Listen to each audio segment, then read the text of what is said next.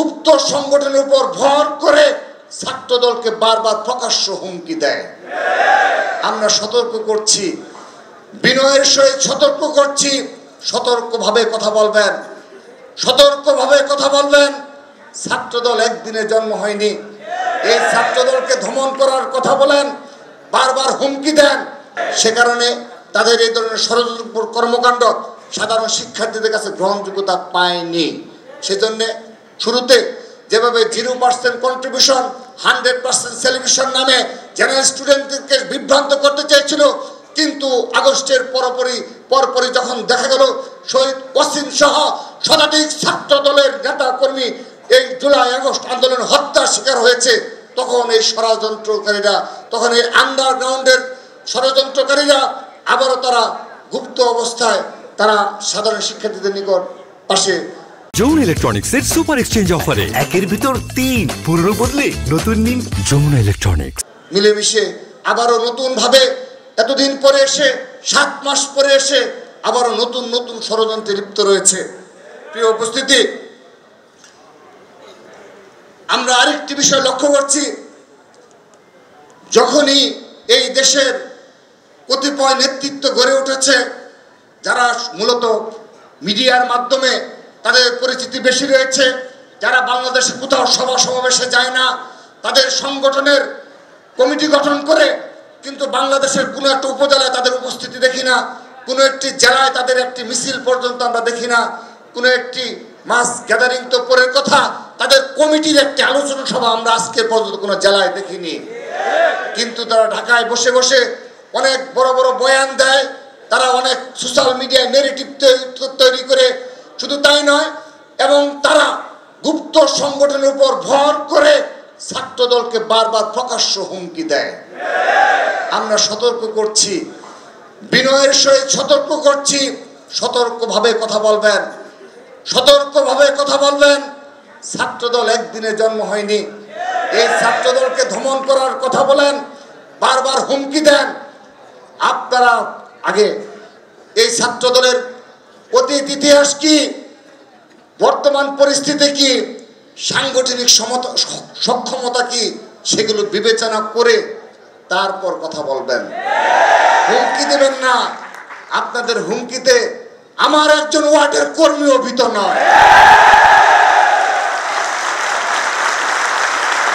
প্রিয় উপস্থিতি, আজকের এই আলোচনা সভার মাধ্যমে আমি তাদেরকে বিনীতভাবে অনুরোধ করছি, আপনারা যদি প্রতিনিয়ত ছোট একটি ঘটনাকে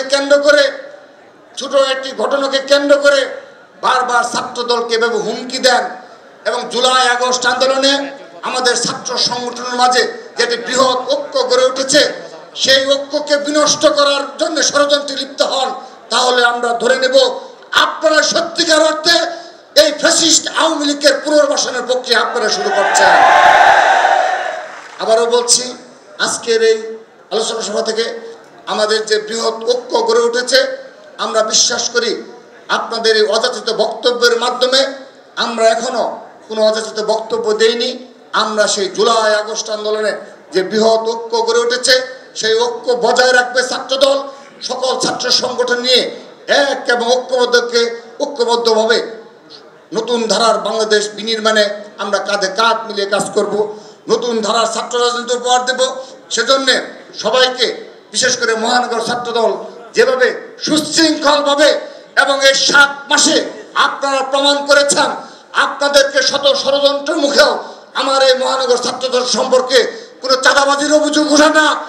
আমার এই মহানগর ছাত্রদল সম্পর্কে কোনো প্রকার সন্ত্রাসী কর্মকাণ্ডের কোনো এখন পর্যন্ত কোনো নিউজ হয় না। আপনারা লক্ষ্য করে দেখবেন, ঢাকা বিশ্ববিদ্যালয় কেন্দ্রিক যে সোশ্যাল মিডিয়া গ্রুপ রয়েছে, সেগুলো সারা বাংলাদেশে সামান্য যদি পারিবারিক সমস্যা থাকে, সেই সমস্যার আপলোড দেওয়া হয় এই ঢাকা বিশ্ববিদ্যালয় সোশ্যাল মিডিয়া গ্রুপগুলোতে। কিন্তু এই রাজধানী ঢাকার কোনো প্রকার কোনো বড় অনাকাঙ্ক্ষিত ঘটনার প্রমাণ আজ অবধি আমাদের কোনো মিডিয়া আমাদের সামনে নিয়ে আসতে পারেনি। এটি আপনাদের সফলতা। এই সফলতা ধরে রাখতে হবে আমার ভাইরা, তোমাদের এই সফলতাকে ধরে রাখতে হবে। এই সফলতা ধরে রেখে আমাদের আগামীতে যাকে নিয়ে আমরা আশা আকাঙ্ক্ষার প্রতীক, যাকে নিয়ে আমাদের রাজনীতি, যেহেতু আমাদের রয়েছে একজন শহীদ রাষ্ট্রপতি জিয়াউর রহমান, আমাদের রয়েছে আপসহীনতার প্রতীক বাংলাদেশের স্বাধীনতার সার্বভৌমত্বের প্রতীক দেশনেত্রী বেগম খালেদা জিয়া।